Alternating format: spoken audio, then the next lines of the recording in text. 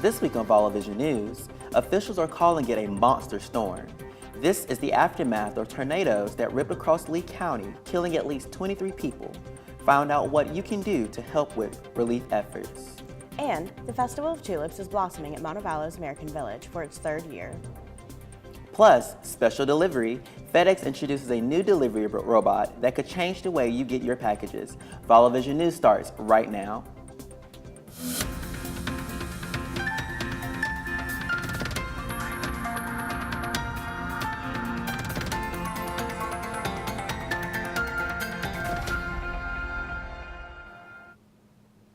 Hello, and welcome to Vallo Vision News. I'm Khalil Kyles. And I'm Stephanie Michael. Thanks so much for joining us.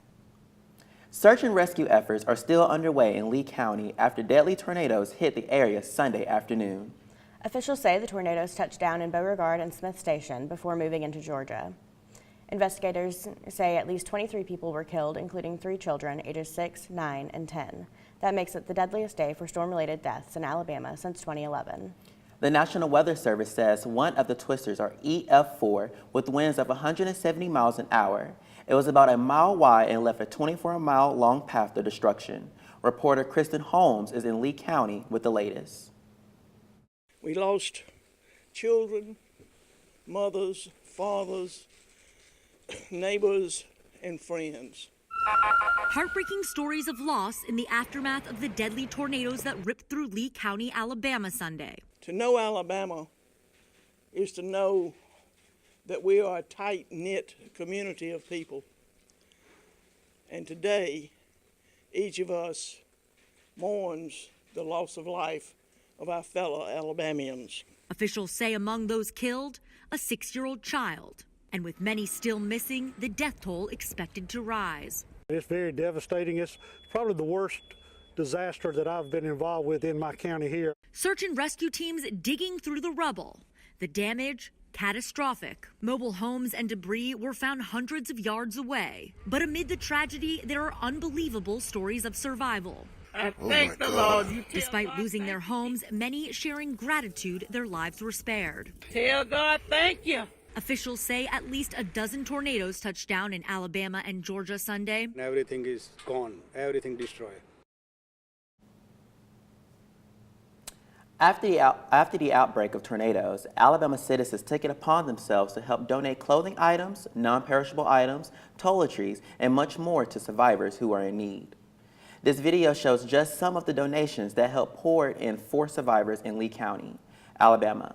Broadcasters Association and the American Red Cross will partner up with television news stations across the state this Wednesday, March 6th, for a statewide telethon.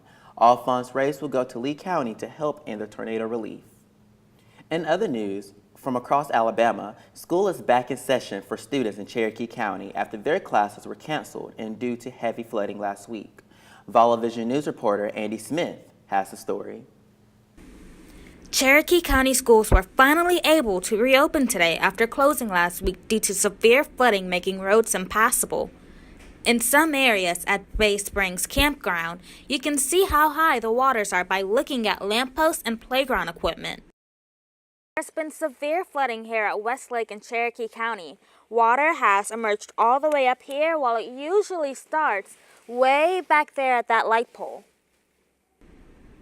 Residents of the Westlake community are calling this the worst flood to hit the area since 1977.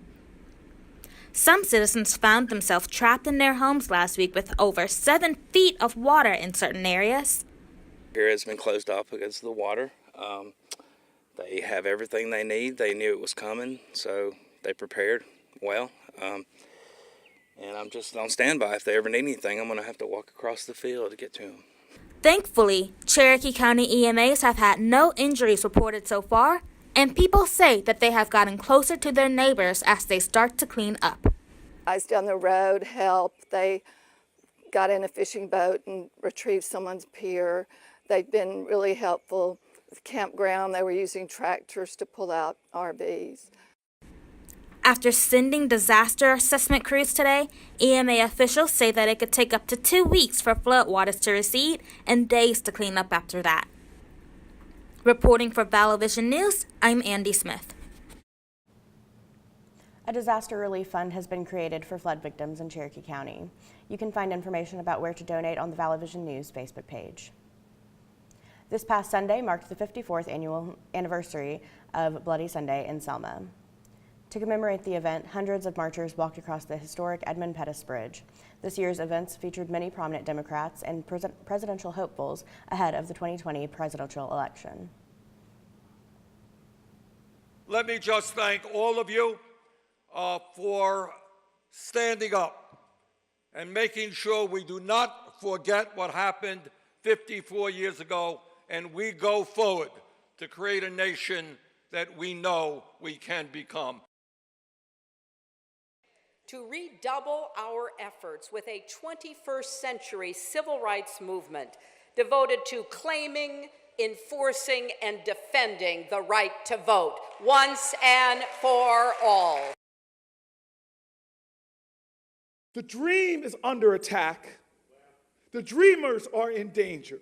And we need each other more than we realize in this country. We have one nation and one destiny. The dream is under attack. The dream is in danger.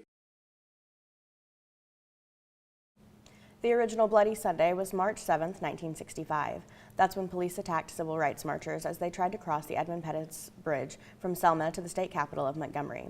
The attack, which sent 17 people to the hospital, sparked outrage across the U.S. and helped push the Voting Rights Act of 1965 forward. Remember, there's always more news 24/7 on our social media pages. Just search for Vallo Vision News on Facebook, Twitter, and Instagram for more stories throughout the week. Still ahead on Vallo Vision News. If you haven't picked a major or are thinking about double majoring, communication studies might be a good fit for you. See how the comms program is helping students learn more about their major this week. Plus, UM wants to make dressing up for a job interview less stressful. See what they're doing to help you dress to impress. And come frolic through the flowers. We visit American Village to find out more about this year's Festival of Tulips. We'll be right back.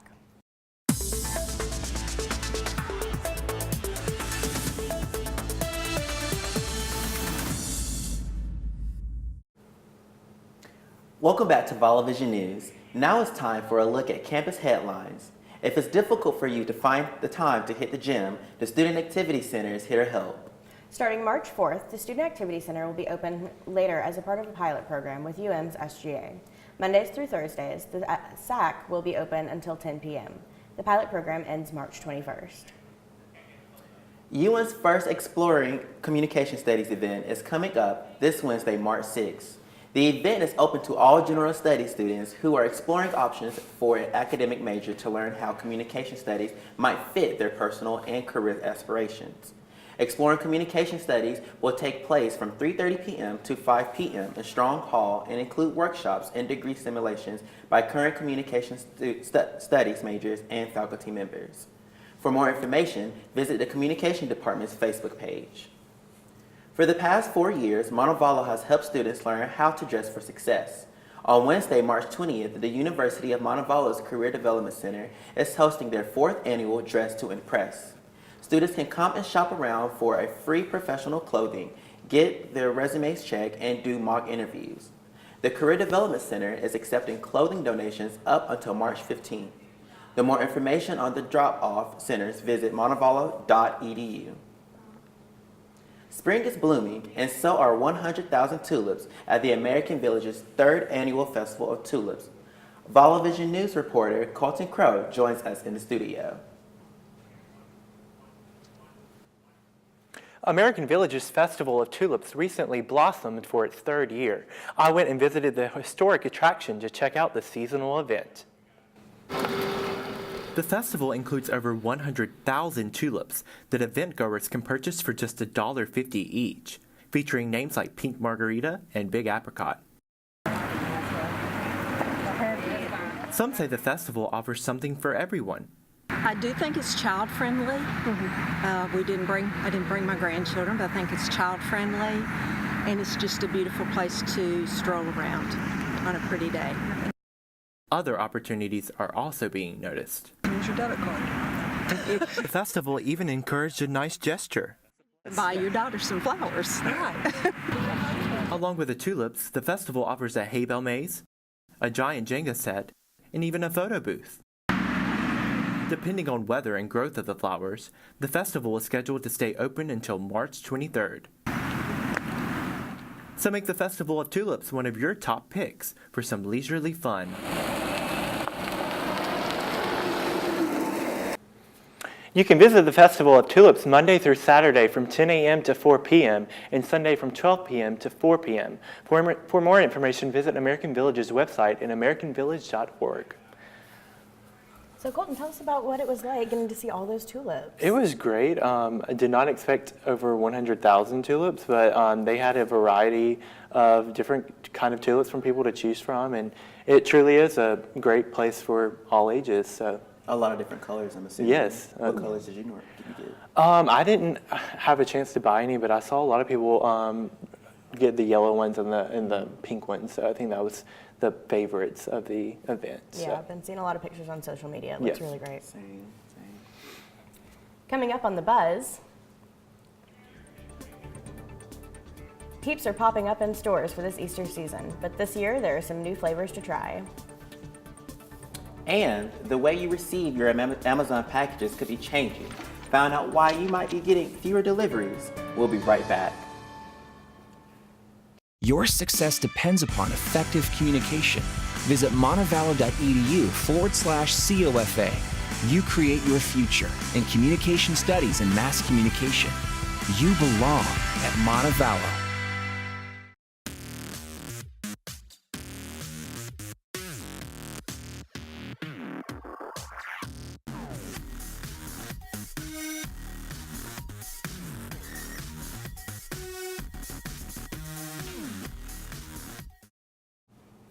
Welcome back to Vallo Vision News. Now it's time for The Buzz. Andy Smith joins us now for a look at the stories that we're buzzing about. Andy, how are you? Hi, I'm well. How are you guys? Good. It's Monday. Yeah, that's true. But we've got some interesting stories, so let's go on and talk about them. We have actor Luke Perry, who suffered a stroke last week and died Monday. According to a statement by his publicist, Perry was surrounded by his family when he passed away. Perry portrayed Dylan McKay on Beverly Hills 90210 during the 90s. At the time of his death, he starred on the CW series Riverdale. And we've got some good news and some bad news about shark attacks. The bad news is they're on the rise. But the good news is it's still probably never going to happen to you or anyone you know. That's according to a study published Wednesday in the journal PLOS ONE.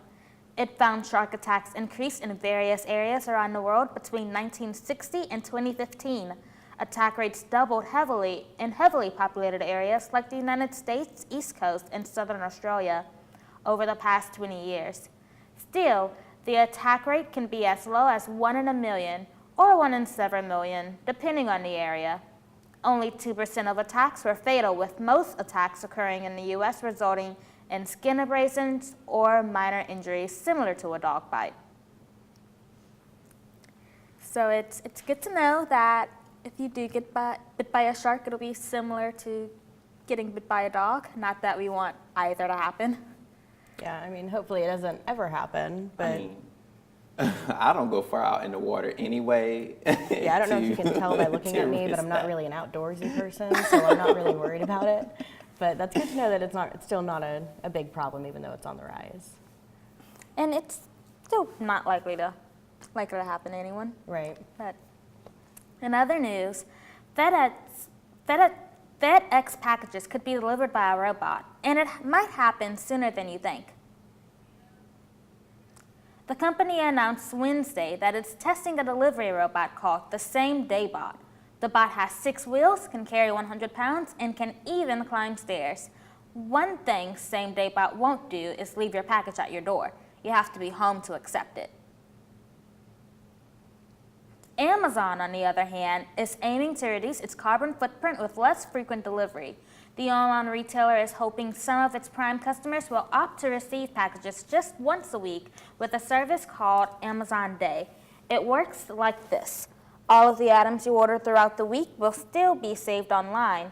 Then, whatever day you choose, they will be delivered together in addition to becoming more environmentally friendly The company is hoping to give customers control over when they receive packages.